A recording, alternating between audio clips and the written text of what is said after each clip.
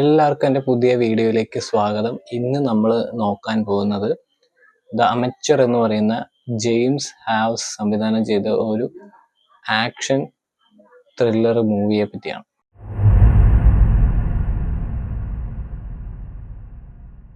Robert എന്ന് പറയുന്ന writer ഒരു 1981 എഴുതിയ ദ അമച്വർ എന്ന് പറയുന്ന പേരിലുള്ള നോവലിന്റെ തന്നെ അഡാപ്റ്റേഷൻ ആണ്. സിനിമയുടെ റൈറ്റിംഗ് ഒക്കെ ചെയ്തിരിക്കുന്നത് കെൻ നോളനും അതുപോലെ തന്നെ ഗാരി എന്ന് പറയുന്ന റൈറ്റേഴ്സ് ആണ് ഇതിന്റെ റൈറ്റിംഗ് പാർട്ടൊക്കെ ചെയ്തിരിക്കുന്നത്. ഇതിന്റെ എഡിറ്റിംഗ് നിർവഹിച്ചിരിക്കുന്നത് ജോണത്തൻ ആമോസ് എന്ന് പറയുന്ന ഒരു എഡിറ്ററാണ്. അത്യാവശ്യം നല്ല രീതിയിലുള്ള ഒരു എഡിറ്റിംഗ് സ്റ്റൈല്, ഒരു ആക്ഷൻ മൂവിക്ക് വേണ്ട എല്ലാ എലമെന്റ്സും പേസിങ്ങും എല്ലാം കറക്റ്റായി ചെയ്തിട്ടുണ്ട് ഈ എഡിറ്റർ.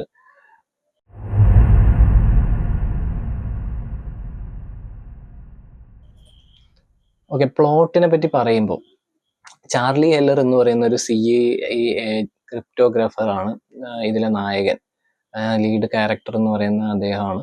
ഇദ്ദേഹത്തിന്റെ ഭാര്യ ഒരു റോബറി ഒരു ഫോഴ്സിന്റെ ഇടയിൽ വെച്ചിട്ട് ഹോസ്റ്റേജ് ആകപ്പെടുകയും എന്നിട്ട് അവിടെ വെച്ച് ഷൂട്ട് ചെയ്ത് കൊലപ്പെടുകയും ചെയ്യുകയാണ്. സാറ എന്നാണ് ഈ ഹെല്ലറിന്റെ വൈഫിന്റെ പേര്. ഓക്കെ, ചാർലി ഹെല്ലറിന് ഒരേ ഒരു ഇതേ ഉള്ളൂ, എന്താണ് ഇതിന് ഒരു റിവെഞ്ച് എന്നല്ലെങ്കിൽ അവളെ കൊന്നവരെ തിരിച്ച് കൊല്ലുക എന്നുള്ളതാണ് പുള്ളിയുടെ ഒരു ഇത്. അപ്പൊ പുള്ളി ഒരു സ്പൈയോ ഒന്നുമല്ല, ജസ്റ്റ് ഒരു CIA ക്രിപ്റ്റോഗ്രാഫറാണ്. ക്രിപ്റ്റോഗ്രാഫർ എന്ന് പറഞ്ഞു കഴിഞ്ഞാൽ എൻക്രിപ്റ്റഡ് ആയിട്ടുള്ള ഡാറ്റാസിനെല്ലാം ഡീക്രിപ്റ്റ് ചെയ്ത് കൊടുക്കുക എന്നുള്ളതാണ് പുള്ളിയുടെ പണി. ഇപ്പൊ പുള്ളിക്ക് ബേസിക് ആയിട്ടുള്ള സ്പൈ ട്രെയിനിങ് ഒന്നുമില്ല. സോ അങ്ങനെയുള്ള ഒരാള് ഈ ഇത്രയും ഒരു ഇന്റർനാഷണൽ ലെവലിലുള്ള ഒരു ടെററിസ്റ്റ് ഗ്രൂപ്പ് അല്ലെങ്കിൽ ഒരു ഓർഗനൈസേഷനിലുള്ള ആൾക്കാരാണ് ഇവര്.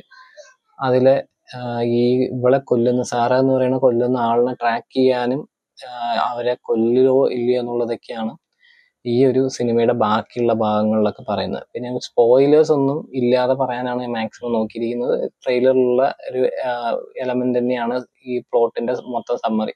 സോ ഗൈസ്, ഇതുവരെ നിങ്ങൾ ഈ വീഡിയോ കണ്ടിട്ടുണ്ടെങ്കിൽ നിങ്ങൾക്ക് ഇതുപോലെയുള്ള സിനിമ റിലേറ്റഡ് ആയിട്ടുള്ള റിവ്യൂ വീഡിയോസും അതുപോലെ തന്നെ സിനിമ റിലേറ്റഡ് ആയിട്ടുള്ള കണ്ടന്റും ഒക്കെ ഇഷ്ടമുള്ള ഒരാളാണ്. അപ്പോൾ ദയവായിട്ട് നമ്മുടെ ചാനൽ സബ്സ്ക്രൈബ് ചെയ്യുക.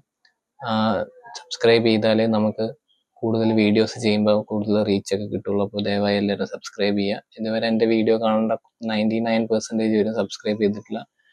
അപ്പോൾ നിങ്ങളൊക്കെ സബ്സ്ക്രൈബ് ചെയ്താലേ 99% എന്നുള്ളത് കുറഞ്ഞു വരുള്ളൂ. അപ്പോൾ വീഡിയോ കാണുന്ന ഒരാളാണ് നിങ്ങളെങ്കിൽ മാക്സിമം സബ്സ്ക്രൈബ് ചെയ്യാൻ നോക്കുക.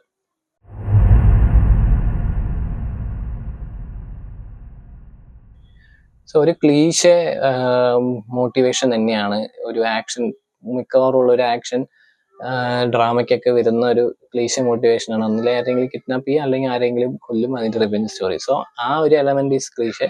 പിന്നെ അതിൽ നിന്നൊരു ഡിഫറൻസ് എന്ന് പറയുന്നത്, എനിക്ക് ഇഷ്ടമായ ഭാഗം എന്ന് പറയുന്നത് ഈ ഒരു അമച്ചർ എന്ന് പറയുന്ന ടൈറ്റിലിൽ തന്നെയാണ്. അമച്ചർ എന്ന ടൈറ്റിലിന് അതായത് അതിനോട് സാമ്യമായ രീതിയിൽ ഒരു ന്യൂബ് അല്ലെങ്കിൽ ഒരു സ്പൈ അല്ലാത്തൊരു വ്യക്തി ഇങ്ങനെ ഒരു ട്രാക്ക് ചെയ്ത് അല്ലെങ്കിൽ അസാസിനോ അല്ലെങ്കിൽ കില്ലർ അല്ലാത്തൊരു വ്യക്തി ഒരു കില്ലിങ് അറ്റംപ്റ്റ് ചെയ്യുമ്പോൾ ഉണ്ടാവുന്ന കുറെ ഇത്, അദ്ദേഹത്തിനെ മറ്റുള്ളവർ അണ്ടർ എസ്റ്റിമേറ്റ് ചെയ്യുന്നതും അദ്ദേഹം ചെയ്യാൻ പറ്റാത്ത കാര്യങ്ങൾ ചെയ്യാൻ ശ്രമിക്കുമ്പോൾ ഉണ്ടാവുന്ന കുറെ സംഭവങ്ങൾ, അതൊക്കെ ഇതിലൊരു ഡിഫറെന്റ് അപ്രോച്ച് തന്നെയാണ്. മോട്ടിവേഷൻ, വൈഫും ഹസ്ബൻഡും തമ്മിലുള്ള ആ റിലേഷൻ ഉണ്ടല്ലോ, അതായത് ഇതിലെ ചാർലി ഹെല്ലറും സാറ എന്ന് പറയുന്ന രണ്ട് കഥാപാത്രങ്ങളുടെ ഒരു ഇന്റിമസി നമുക്ക് ഉണ്ടെങ്കിൽ കുറച്ചും കൂടെ ആ ഒരു ഇമോഷൻ, ഇതിന് ചേസ് ചെയ്യുമ്പോൾ ഉണ്ടാവുന്ന ആ ഒരു ഇമോഷൻസ് ഒക്കെ ഓഡിയൻസ് എന്ന രീതിയിൽ നമുക്ക് ഇമോഷണലി ഇൻവോൾവ് ചെയ്യുന്ന രീതിയിലൊക്കെ ആവുള്ളൂ. പക്ഷെ ഇതിൽ അങ്ങനെയുള്ള എലമെന്റ്സ് ഒക്കെ വളരെ കുറവായിരുന്നു എന്ന് എനിക്ക് തോന്നി.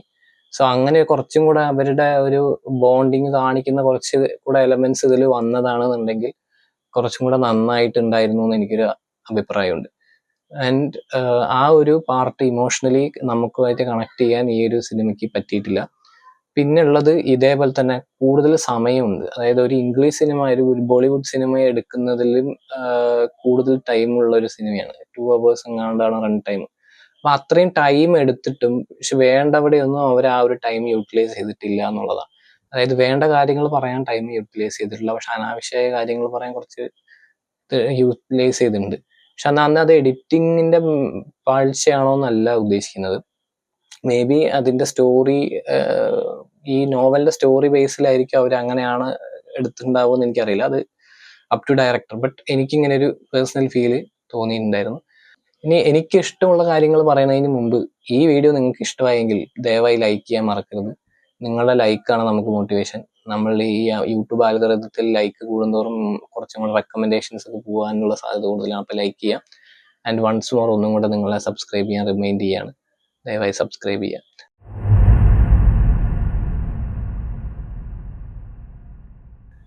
ഈ ഓവറോൾ മൂവീസിൽ നമ്മൾ പേസ് ഞാൻ പറഞ്ഞു 2 മണിക്കൂർ ഉണ്ട് എന്നാൽ വേണ്ട കാര്യങ്ങൾ പറഞ്ഞിട്ടില്ല എന്ന് പറഞ്ഞു. പക്ഷെ ഈ പറഞ്ഞ കാര്യങ്ങളെല്ലാം എന്താണെന്ന് പറഞ്ഞു കഴിഞ്ഞാൽ അത്യാവശ്യം ഒരു പേസോടുകൂടി ആദ്യം ഒന്ന് സ്ലോയിൽ വന്ന് പിന്നെ ഒരു ഇന്റൻസ് മൂവ്മെന്റ് വരുന്നു, പിന്നെ കുറച്ച് സ്ലോ, പിന്നെ സ്പീഡ്, അങ്ങനെയൊക്കെ ആക്കിയിട്ട് ഒരു എന്താ പറയുക നമ്മൾ എൻഗേജിങ് ആയിട്ട് ഇരുത്താൻ ഈ ഒരു എഡിറ്റർക്കും ഈ ഒരു സിനിമയ്ക്ക് ഡയറക്ടർക്കും പറ്റിയിട്ടുണ്ട്. പക്ഷെ വേണ്ട കാര്യങ്ങൾ പറഞ്ഞിട്ടില്ല എന്നുള്ളൊരു ഡ്രോബാക്ക് ഞാൻ മുമ്പേ പറഞ്ഞു. അതിവിടെ റിപ്പീറ്റ് ചെയ്യുന്നില്ല. പിന്നെ ലീഡ് ക്യാരക്ടർ ആയിട്ടുള്ള റാമി മാലിക് എന്ന് പറയുന്ന പുള്ളിക്കാരന്റെ പെർഫോമൻസ് എനിക്ക് ഓക്കെ ആയിട്ടാണ് തോന്നിയത്. ഓക്കെ എന്ന് പറയുമ്പം അത് പുള്ളിക്കാരന്റെ ഒരു സ്റ്റൈൽ അങ്ങനെയാണ് എങ്കിലും അതുകൊണ്ട് എനിക്കത് ക്രിട്ടിസൈസ് ചെയ്യാൻ പറ്റില്ല. ഒരു ബ്ലണ്ട് ആയിട്ടുള്ള ആക്ടിങ് ആണ് പുള്ളിയുടെ പൊതുവേ ഉള്ളത്. അതായത് ഒരു ഹാഷ് ബുഷ് ആയിട്ടുള്ള ഒരു ലെവൽ ഓഫ് അതായത് എങ്ങനെ എനിക്ക് പറഞ്ഞ് എക്സ്പ്രസ് ചെയ്യാൻ പറ്റില്ല. അത് ഒരു അദ്ദേഹത്തിന്റെ ഒരു മൂവിയുടെ 2-3 മൂവീസ് കാണുമ്പോൾ അറിയാം നമുക്കൊരു ഇമോഷണലി ലെസ് ആയിട്ടുള്ള എന്നാൽ ഇമോഷണലി ഇൻവോൾവ് ആയിട്ടുള്ള ഒരു പേഴ്സൺ എന്നുള്ള രീതിയിൽ. അതായത് അദ്ദേഹത്തിന്റെ മുഖത്തുനിന്ന് ഇമോഷനൊക്കെ വരും, പക്ഷെ എന്നാലും ഒരു ഫുൾ ഫ്ലഡ്ജഡ് ആയിട്ടുള്ള ഒരു ഇത് കിട്ടില്ല എന്നാണ്. പക്ഷെ ഇതിൽ അദ്ദേഹം ഒരു നേർഡ് എന്ന നിലയിൽ ഒരു ഇൻട്രോവേർട്ടഡ് ആയിട്ടുള്ള ഒരു കമ്പ്യൂട്ടർ ഗീക്ക് എന്ന ലെവലിലൊക്കെ നോക്കുന്ന സമയത്ത് അത്യാവശ്യം ചെയ്തിട്ടുണ്ട്. പക്ഷെ ഒരു സൈലന്റ് ടൈപ്പ് ആയിട്ടുള്ള ഒരാളായിട്ട് പോർട്രേറ്റ് ചെയ്യാൻ ശ്രമിച്ചതിൽ അദ്ദേഹം നല്ല രീതിയിൽ സക്സസ് ആയിട്ടുണ്ട്. ബാക്കിയുള്ള ക്യാരക്ടേഴ്സ് ഒക്കെ ഓക്കെ ഒരു എല്ലാവരും ഒരു എബോ ആവറേജ് പെർഫോമൻസ് കൊണ്ടുവന്നിട്ടുണ്ട്. പിന്നെ ഇതിൽ ഇങ്ങനെ പ്രോമിനന്റ് ആയിട്ടുള്ള ഒപ്പോണന്റ് അങ്ങനെയൊന്നും പറയാനില്ല. ബട്ട് സ്റ്റോറി വൈസ് നമുക്കിങ്ങനെ പോവും എന്നുള്ളതാണ് ഇതിലൊരു ഇത്. പിന്നെ ഇതിൽ എടുത്തു പറയേണ്ട വേറൊരു കാര്യം ബാക്ക്ഗ്രൗണ്ട് സ്കോർസ് ഒക്കെ അത്യാവശ്യം നമുക്ക് ആ ഒരു സീൻ ബ്ലെൻഡ് ചെയ്തിട്ട് തന്നെ ബാക്ക്ഗ്രൗണ്ട് സ്കോർസ് ഒക്കെ അത്യാവശ്യം നല്ല രീതിയിൽ പോയിട്ടുണ്ട്.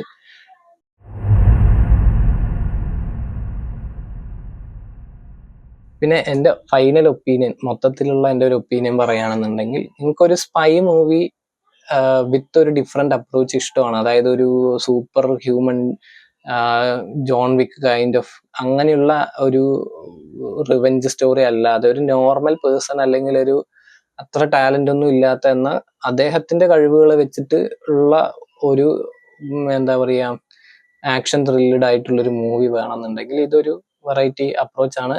ഒരു പ്രാവശ്യം കാണാനുള്ള സംഭവമൊക്കെ ഉണ്ട്. അത്യാവശ്യം എൻഗേജിങ് ആയിട്ട് തന്നെ കണ്ടിരിക്കാൻ പറ്റുന്ന ഒരു മൂവിയാണ്. ഈ മൂവി നിങ്ങൾ കണ്ടിട്ട് നിങ്ങളുടെ അഭിപ്രായങ്ങൾ കമന്റ് ചെയ്യാം. അപ്പോൾ മറ്റൊരു വീഡിയോ ആയിട്ട് വീണ്ടും വരുന്നവരേക്കും ബൈ ഗൈസ്.